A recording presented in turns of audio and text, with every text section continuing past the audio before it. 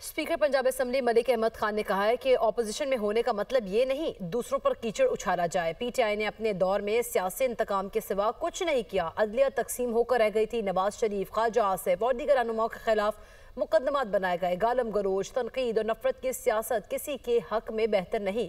9 मई को जो हुआ उससे मुल्क में बदअमनी और इंतशार में इजाफा हुआ।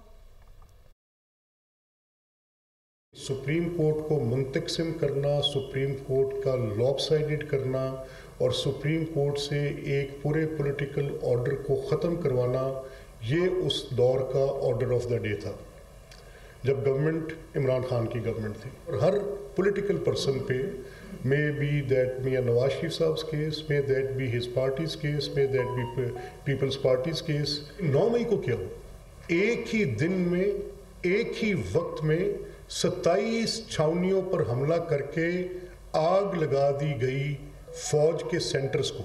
10 मई ने मेरा सर फख्र से बुलंद किया।